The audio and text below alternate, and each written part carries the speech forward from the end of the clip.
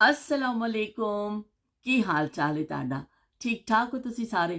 कैसी तबीयत है ਤੁਹਾਡੀ ਸਾਰਿਆਂ ਦੀ? ਅੱਲਾ ਕਰੇ ਤੁਸੀਂ ਸਾਰੇ ਹੱਸਦੇ ਰਹੋ ਤੇ ਬਸਦੇ ਰਹੋ ਤੇ ਫਟਾਫਟ ਆ ਜਾਣੇ ਅੱਜ ਮੌਜੂ ਦੀ ਤਰਫ। ਮੌਜੂ ਬੜਾ ਚੰਗਾ ਵੇ ਵੀ ਮੇਰੇ ਹਿਸਾਬ ਨਾਲ ਤੇ ਬੜਾ ਚੰਗਾ, ਪਤਾ ਨਹੀਂ ਤੁਹਾਨੂੰ ਚੰਗਾ ਲੱਗਦਾ ਕਿ ਨਹੀਂ ਲੱਗਦਾ।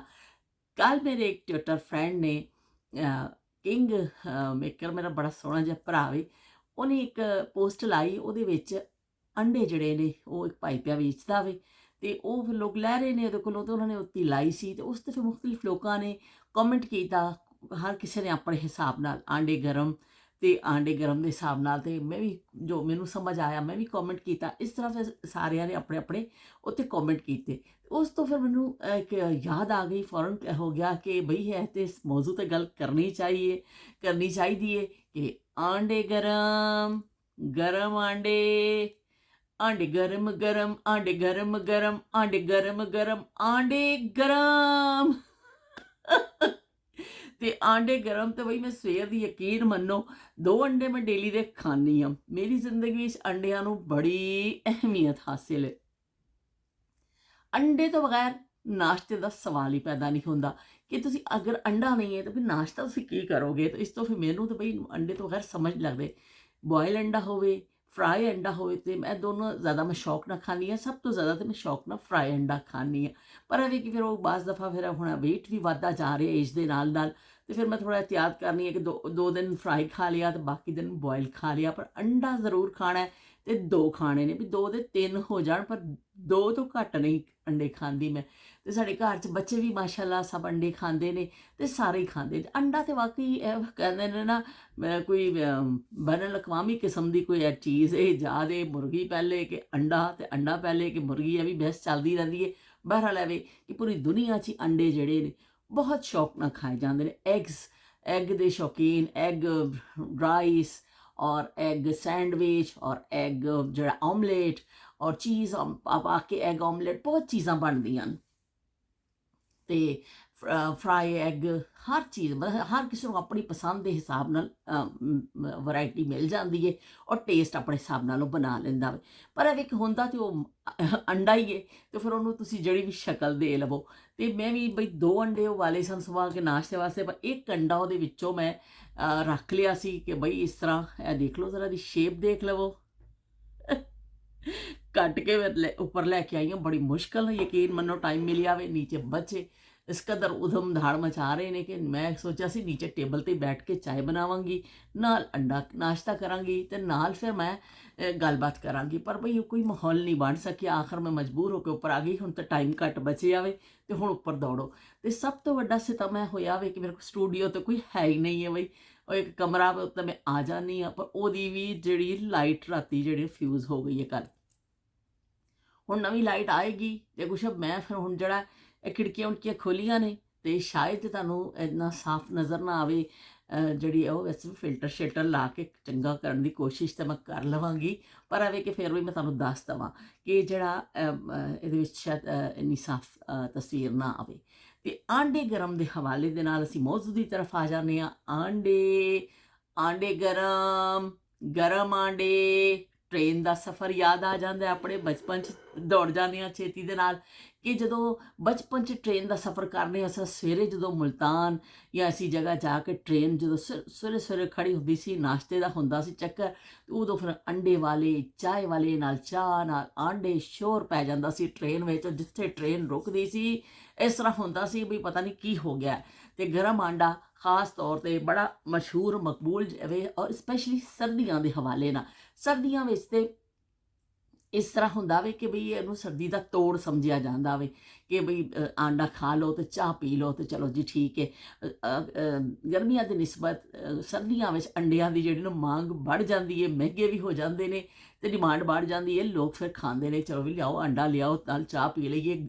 ਇਹਨੂੰ ਸਰਦੀ ਦਾ ਤੋੜ ਸਮਝਿਆ ਜਾਂਦਾ ਤੇ ਜ਼ਿਆਦਾਤਰ ਇਸ ਤਰ੍ਹਾਂ ਹੀ ਹੁੰਦਾ ਵੇ ਕਿ ਸਰਦੀ। ਤੇ ਉਹ ਨਾਯਾਬ ਜ਼ਮਾਨੇ ਮੈਨੂੰ ਯਾਦ ਆ ਗਏ ਕਿ ਇੱਕ ਤਾਂ ਤੁਸੀਂ ਸਫ਼ਰ ਕਰਨੇ ਹੁੰਦੇ ਸਾਂ, ਉਦੋਂ ਟ੍ਰੇਨ ਵਿੱਚ ਆਂਡੇ ਜ਼ਰੂਰ ਲੈ ਕੇ ਜਾ। ਅਸੀਂ ਤਾਂ ਜ਼ਿਆਦਾਤਰ ਘਰੋਂ ਹੀ ਲੈ ਕੇ ਜਾਂਦੇ ਸਾਂ ਕਿ ਅੰਡੇ ਉਬਾਲ ਲੈਣੇ ਅੰਮੀ ਨੇ ਕਿ ਵੀ ਨਾਲ ਰੱਖ ਲਓ, ਨਾਲ ਰੋਟੀ ਨਾਲ ਸਾਲਨ। ਸਿਆਲਕੋਟ ਦਾ ਜਦੋਂ ਸਫ਼ਰ ਹੁੰਦਾ ਸੀ ਜੋ ਮਰਜ਼ੀ ਉਹਨਾਂ ਨੇ ਰੱਖਣਾ ਹੁੰਦਾ ਸੀ। ਉਹ ਮੈਂ ਤੁਹਾਨੂੰ ਇੱਕ ਦਿਨ ਇਹ ਸਾਰੇ ਆਪਣੇ ਸਫ਼ਰ ਦੀ ਵੀ ਕਹਾਣੀ ਸਿਆਲਕੋਟ ਵਾਲੀ ਸੁਣਾਵਾਂਗੀ। ਮੈਂ ਕੋਸ਼ਿਸ਼ ਕਰਾਂਗੀ ਮੈਂ ਪਾਕਿਸਤਾਨ ਜਾਵਾਂ, ਮੈਂ ਟ੍ਰੇਨ ਦਾ ਸਫ਼ਰ ਕਰਾਂ ਤਾਂ ਉਹਦੇ ਵਿੱਚ ਬੈਠ ਕੇ ਤੁਹਾਨੂੰ ਫਿਰ ਮੈਂ ਟ੍ਰੇਨ ਦੀ ਸਾਰੀ ਸਟੋਰੀ ਆਪਣੀ ਸੁਣਾਵਾਂਗੀ। ਤੇ ਅੰਡੇ ਨਾਲ ਉਬਾਲ ਕੇ ਰੱਖ ਲਿੱਤੇ ਜਾਂਦੇ ਸਨ ਕਾफ़ੀ ਜ਼ਿਆਦਾ ਮਿਕਦਾਰ ਵਿੱਚ, ਕਿ ਫਿਰ ਵਕਤ ਨੂੰ ਕਿਸੇ ਬੱਚੇ ਨੂੰ ਭੁੱਖ ਲੱਗਦੀ ਸੀ, ਲਓ ਵੀ ਆਂਡਾ ਖਾ ਲਵੋ। ਅਤੇ ਉਹ ਸਿਆਲਕੋਟ ਦਾ ਜਿਹੜਾ ਸਫ਼ਰ ਹੈ ਉਹ ਆਂਡੇ ਖਾਂਦੇ ਖਾਂਦੇ ਸਾਡਾ ਲੰਘ ਜਾਂਦਾ ਸੀ। ਤੇ ਉਸ ਤੋਂ ਬਾਅਦ ਜਿਹੜਾ ਆਂਡੇ ਜਿਹੜੇ ਨੇ ਇਸ ਹਵਾਲੇ ਦੇ ਨਾਲ ਵੀ ਮਸ਼ਹੂਰ ਨੇ ਕਿ ਉਹ ਸਿਆਲਕੋਟ ਦੇ ਸਫ਼ਰ 'ਚ ਤਾਂ ਹੁੰਦਾ ਹੀ ਸੀ, ਲੇਕਿਨ ਜਦੋਂ ਕੋਈ ਘਰ ਮਹਿਮਾਨ ਆਉਂਦਾ ਸੀ ਨਾ ਸਰਦੀਆਂ 'ਚ, ਉਹਨਾਂ ਜ਼ਮਾਨਿਆਂ 'ਚ ਇਸ ਤਰ੍ਹਾਂ ਬੇਕਰੀ ਆਈਟਮ ਨਹੀਂ ਸਨ, ਦੁਕਾਨਾਂ ਨਹੀਂ ਹੁੰਦੀਆਂ ਸਨ।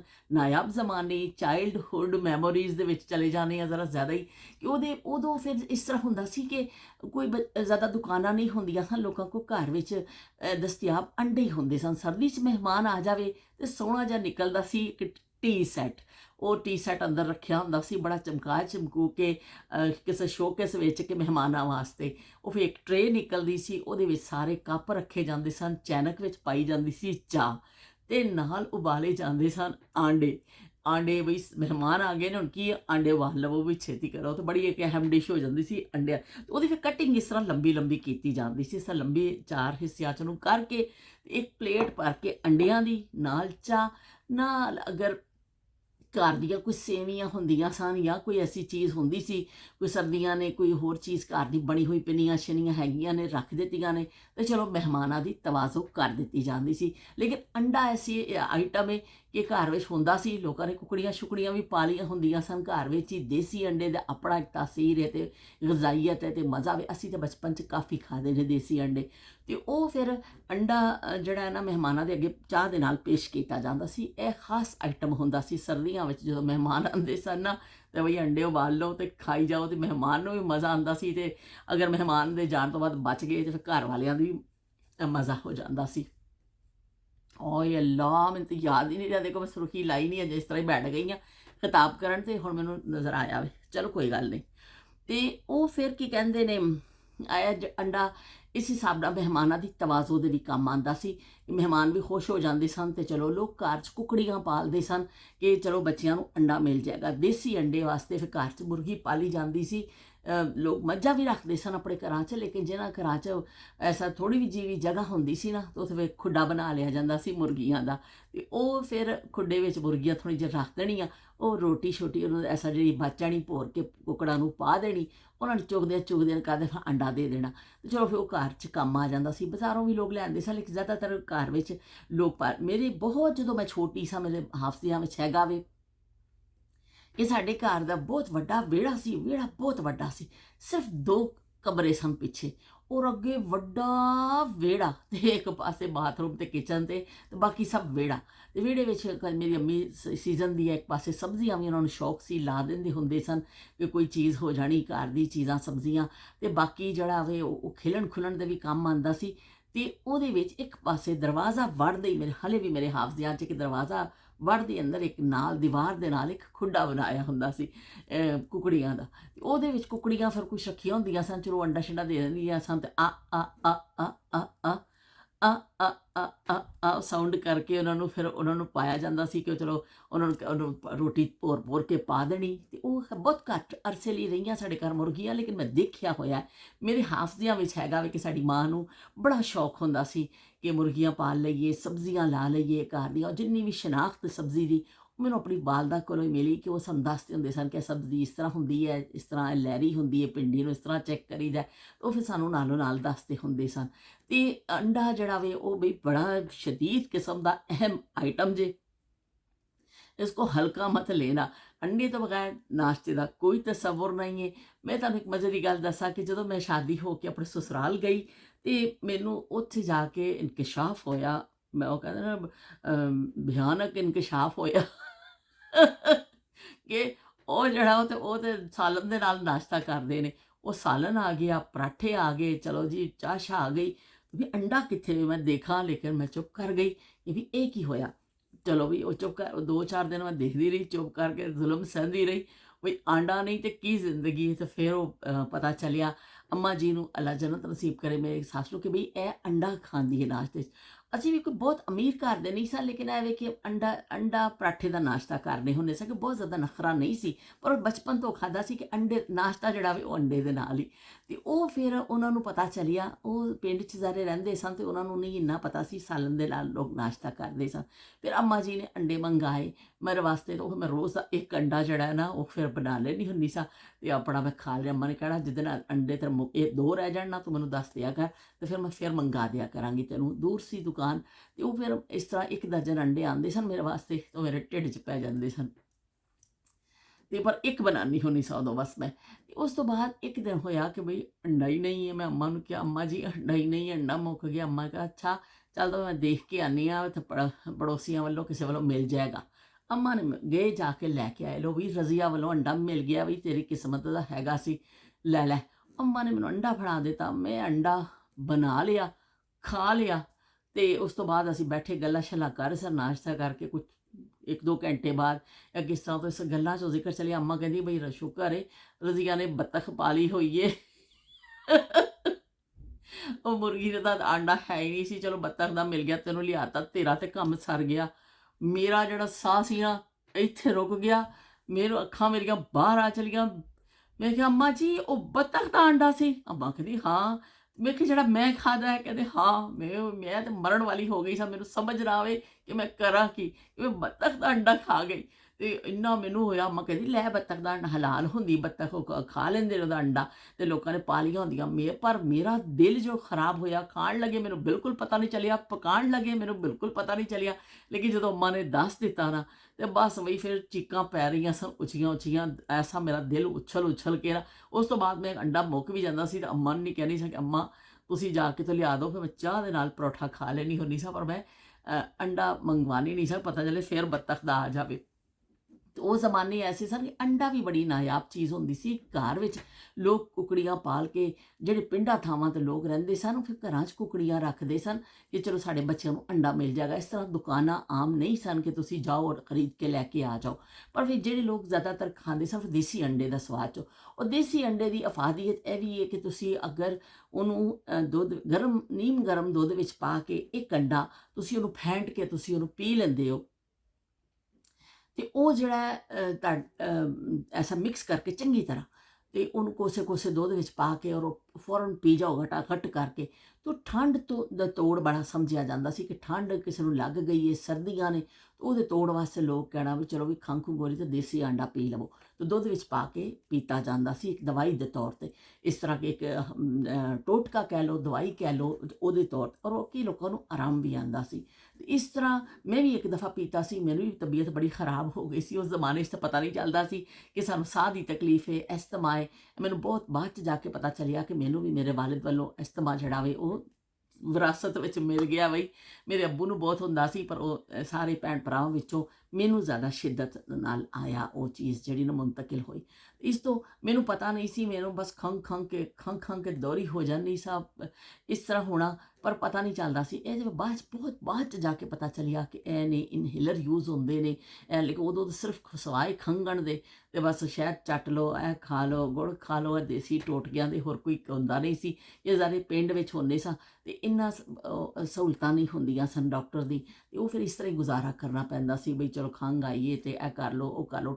ਮੈਨੂੰ ਇੱਕ ਦਫਾ ਬਹੁਤ ਜ਼ਿਆਦਾ ਸ਼ਦੀਦ ਅਟੈਕ ਹੋ ਗਿਆ ਸੀ, ਉਦੋਂ ਫਿਰ ਮੈਨੂੰ ਦੱਸਿਆ ਨਾ ਤਾਂ ਮੈਂ ਪੀਤਾ, ਤਾਂ ਕਾਫੀ ਵਾਕਈ ਅੱਛੀ ਚੀਜ਼ ਹੈ ਉਹ। ਪਰ ਇਹ ਵੀ ਹੁਣ ਤੇ ਸਾਰੇ ਅਗਰ ਉਹ ਟੋਟਕੇ ਇਹ ਚੀਜ਼ਾਂ ਹੁਣ ਲੋਕ ਨਹੀਂ, ਹੁਣ ਤਾਂ ਫੌਰੀ ਤੌਰ 'ਤੇ ਡਾਕਟਰ ਕੋਲ ਜਾਈਦਾ ਵੇ, ਅਸੀਂ ਖੁਦ ਵੀ ਡਾਕਟਰ ਕੋਲ ਹੀ ਜਾਂਦੇ ਹਾਂ। ਪਰ ਇਹ ਲੋ ਵੀ ਮੇਰਾ ਤਾਂ ਆਂਡਾ ਇਸ ਮਾਨਸ ਸਵੇਰ ਦਾ ਠੰਡਾ ਹੋ ਗਿਆ, ਬਿਲਕੁਲ ਬਰਫ਼ ਦੀ ਤਰ੍ਹਾਂ ਹੋ ਗਿਆ, ਮਾਈਨਸ ਟੈਂਪਰੇਚਰ 'ਤੇ ਚੱਲਦਾ ਹੈ।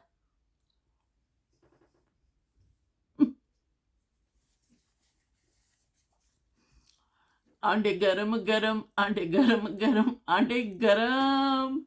ਤੇ ਆਂਡੇ ਗਰਮ ਦੀਆਂ ਕਹਾਣੀਆਂ ਤੇ ਇੰਨੀਆਂ ਨੇ। ਅੰਮੀ ਸਾਡੇ ਨੇ, ਅੱਲਾ ਜੰਨਤ ਨਸੀਬ ਕਰੇ, ਮੈਨੂੰ ਯਾਦ ਹੈ ਕਿ ਕੋਈ ਕੈਦ ਨਹੀਂ ਹੁੰਦੀ ਸੀ ਕਿ ਕਿਸੇ ਨੇ ਕਿੰਨਾ ਖਾਣਾ, ਤੇ ਅੰਮੀ ਨੇ ਬਸ ਪਰੌਂਠੇ ਪਕਾਈ ਜਾਣੇ, ਅੰਡੇ ਪਕਾ ਕੇ ਸਾਨੂੰ ਦੇਈ ਜਾਣੇ, ਔਰ ਅਸੀਂ ਬੈਠ ਨਾਲ ਹੀ ਦਰੀ ਵਿੱਚ ਹੀ ਹੁੰਦੀ ਸੀ, ਔਰ ਅਸੀਂ ਉੱਥੇ ਬੈਠ ਕੇ ਮਾਂ ਦੇ ਕੋਲ ਨਾਲ ਪਰੌਂਠੇ, ਨਾਲ ਗਰਮ ਗਰਮ ਅੰਡੇ, ਤੇ ਬਸ ਖਾਈ ਜਾਣਾ, ਜਿੱਥੇ ਢਿੱਡ ਭਰ ਜਾਣਾ, ਕਹਿਣਾ ਅੰਮੀ ਜੀ ਬਸ ਬਈ ਹੁਣ ਸਾਡਾ ਢਿੱਡ ਭਰ ਗਿਆ ਬਸ ਕਹਿ ਕੇ ਉੱਠ ਜਾਣਾ। ਤੇ ਕੋਈ ਇਹ ਨਹੀਂ ਹੁੰਦਾ ਸੀ ਕਿਸੇ ਨੇ ਇੱਕ ਪਰਾਠਾ ਖਾਧਾ, ਕਿਸੇ ਨੇ ਦੋ ਖਾਧੇ ਨੇ, ਕਿਸੇ ਨੇ ਦੋ ਅੰਡੇ ਖਾਧੇ ਨੇ, ਕਿਸੇ ਨੇ ਇੱਕ ਖਾਧਾ। ਬਸ ਖਾਈ ਜਾਂਦੇ ਸਾਂ, ਜਿੱਥੇ ਪੇਟ ਫੁੱਲ ਹੋ ਗਿਆ ਦੱਸ ਦਿੱਤਾ ਮੰਮੀ ਨੂੰ। ਤੇ ਅੱਜ ਉਹ ਚੀਜ਼ ਬਿਲਕੁਲ ਨਹੀਂ ਹੈ, ਉਹ ਚੀਜ਼ਾਂ ਬਿਲਕੁਲ ਖ਼ਤਮ ਹੋ ਗਈਆਂ ਨੇ। ਤੇ ਅੰਡੇ ਪਰ ਐਵੇਂ ਹਾਲੇ ਵੀ ਲੋਕ ਖਾਂਦੇ ਨੇ, ਜ਼ਿਆਦਾ ਇਸਤੇਮਾਲ ਹੋ ਗਿਆ। ਹੁਣ ਤਾਂ ਬੇਕਿੰਗ ਆਈਟਮ ਵਿੱਚ ਵੀ ਅੰਡਾ ਚੱਲਦਾ ਵੇ, ਸੂਪ ਬਣਨ ਲੱਗ ਗਏ ਨੇ, ਉਹਦੇ ਵਿੱਚ ਵੀ ਅੰਡਾ, ਤੇ ਹੋਰ ਮੁਖਤਲਿਫ ਡਿਸ਼ਾਂ ਜਿਹੜੀਆਂ ਬਣਦੀਆਂ ਨੇ, ਬਿਸਕਿਟਸ ਬਣਦੇ, ਸਭ ਕੁਝ ਸਭ ਵਿੱਚ ਅੰਡਾ ਲਾਜ਼ਮੀ ਆਈਟਮ ਜੇ ਬਈ। ਤੇ ਬਚਪਨ ਦੀਆਂ ਯਾਦਾਂ, ਤੇ ਜਿਹੜੇ, ਹਾਂ ਇਹ ਮੈਂ ਗੱਲ ਜ਼ਰੂਰ ਕਰਨਾ ਚਾਹਾਂਗੀ ਕਿ ਉਹ ਜਿਹੜੇ ਫਿਰ ਉਹਨਾਂ ਜਿਹਨਾਂ ਭਾਈ ਦੀ ਵੀਡੀਓ ਅਸੀਂ ਦੇਖੀ ਕਿ ਉਹ ਅੰਡਾ ਵੇਚ ਰਹੇ ਨੇ, 40 ਰੁਪਏ ਦਾ ਅੰਡਾ ਵੇਚ ਰਹੇ ਨੇ, ਔਰ ਇਸ ਤਰ੍ਹਾਂ ਛੋਟੇ ਜਿਹੇ ਕਾਗਜ਼ ਦੇ ਉੱਪਰ ਨਾ ਇਸ ਤਰ੍ਹਾਂ ਕੱਟ ਕੇ ਔਰ ਫਿਰ ਇਸ ਤਰ੍ਹਾਂ ਕਰਕੇ ਨਮਕ ਪਾ ਕੇ ਇਸ ਤਰ੍ਹਾਂ ਅਗਲਿਆਂ ਨੂੰ ਪੇਸ਼ ਕਰ ਰਹੇ ਨੇ। ਤੇ ਮੈਨੂੰ ਇੰਨਾ ਅੱਛਾ ਲੱਗਿਆ। ਮੈਂ ਕਿਹਾ ਦੇਖੋ ਕਿੰਨੇ ਕਾਬਲੇ ਤਾਜ਼ੀਮ ਹੈ ਲੋਕ ਨੇ ਜਿਹੜੇ ਮਿਹਨਤ ਕਰਦੇ ਨੇ, ਇੱਕ ਇੱਕ ਅੰਡਾ ਵੇਚਣਾ ਪੂਰੇ ਦਿਨ ਵਿੱਚ, ਫਿਰ ਲੋਕਾਂ ਨੂੰ ਉਹ ਸਰਵਿਸ ਦੇਣੀ ਕਿ ਸਾਰੇ ਜਿਹੜੇ ਲੋਕ ਨਿਕਲੇ ਹੁੰਦੇ ਨੇ ਉਹਨਾਂ ਦਾ ਵੀ ਦਿਲ ਕਰਦਾ ਅਸੀਂ ਖਾਈਏ ਕੁਛ ਗਰਮ, ਕੋਈ ਚਾਹ ਲੈਂਦਾ, ਕੋਈ ਬਾਹਰ ਨਿਕਲਦਾ, ਕੋਈ ਅੰਡਾ ਖਾ ਲੈਂਦਾ, ਪਰ ਐਵੇਂ ਕਿ ਉਹ ਸਰਵਿਸ ਵੀ ਦੇਣੀ, ਆਪਣੇ ਲਈ ਰਿਜ਼ਕ ਹਲਾਲ ਕਮਾਣਾ। ਉਹ ਲੋਕ ਜਿਹੜੇ ਨੇ ਬੜੇ ਅਜ਼ੀਮ ਲੋਕ ਨੇ।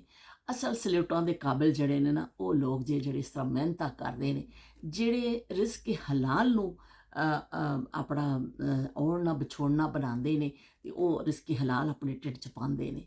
ਨਾਜਾਇਜ਼ ਜ਼ਰਾਏ ਤੋਂ ਤੁਸੀਂ ਬੰਗਲੇ ਬਣਾ ਲੈਂਦੇ ਹੋ, ਤੁਸੀਂ ਕੋਠੀਆਂ ਬਣਾ ਲੈਂਦੇ ਹੋ, ਤੁਸੀਂ ਜਾਇਦਾਦਾਂ ਬਣਾ ਲੈਂਦੇ ਹੋ, ਤੁਸੀਂ ਸਭ ਕੁਝ ਬਣਾ ਲੈਂਦੇ ਹੋ। ਦੁਨੀਆ ਵਿੱਚ ਅੱਛਾ ਡਰੈਸ ਪਾ ਲੋਗੇ, ਅੱਛੀ ਗਾੜੀ ਲੈ ਲੋਗੇ, ਬ੍ਰਾਂਡਡ ਪਰਸ ਫੜ ਲੋਗੇ, ਤੁਸੀਂ ਕੀ ਕਹਿੰਦੇ ਨੇ ਕੋਈ ਯਾਸ਼ੀਆਂ ਕਰ ਲੋਗੇ, ਹੋਟਲਿੰਗ ਕਰ ਲੋਗੇ, ਹੋਰ ਕੀ ਕਰੋਗੇ? ਇਸ ਤੋਂ ਜ਼ਿਆਦਾ ਤੁਸੀਂ ਕੀ ਕਰ ਸਕਦੇ ਹੋ? ਕਿਸੇ ਅੱਛੀ ਜਗ੍ਹਾ ਜਾ ਕੇ ਛੁੱਟੀਆਂ ਗੁਜ਼ਾਰ ਆਓਗੇ ਕਿਤੇ।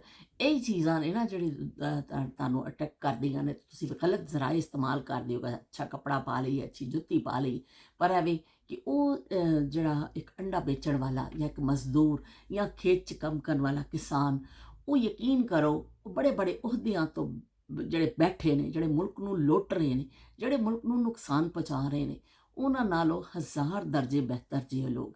ਉਹਨਾਂ ਦੀ ਪੈਰਾਂ ਦੀ ਖਾਕ ਵਰਗੇ ਵੀ ਨਹੀਂ ਨੇ ਉਹ ਬੜੇ ਅਹੁਦਿਆਂ ਵਾਲੇ, ਇਸ ਤੋਂ ਕਿ ਉਹ ਰਿਜ਼ਕ ਹਲਾਲ ਕਮਾਉਂਦੇ ਨੇ। ਉਹ ਆਪਣੇ ਮੁਲਕ ਨੂੰ ਨੁਕਸਾਨ ਨਹੀਂ ਪਹੁੰਚਾਉਂਦੇ, ਉਹ ਆਪਣੇ ਮੁਲਕ ਦੇ ਵਿੱਚ ਦਾ ਖਿਆਲ ਕਰਦੇ ਨੇ ਤੇ ਆਪਣੀ ਆਖਰਤ ਵੀ ਸੰਵਾਰਦੇ ਨੇ।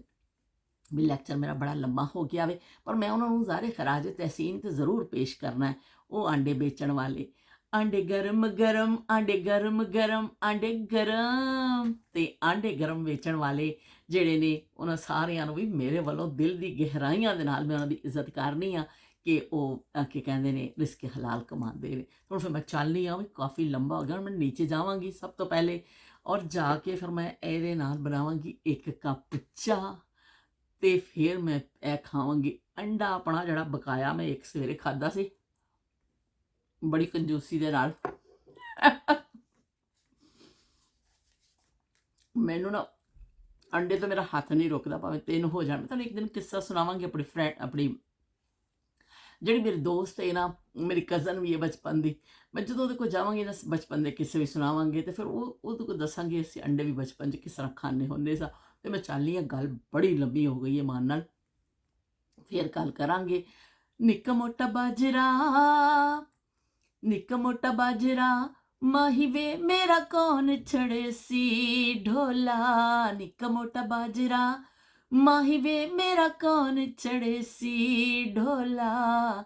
ਨਿੱਕਾ ਮੋਟਾ ਬਾਜਰਾ,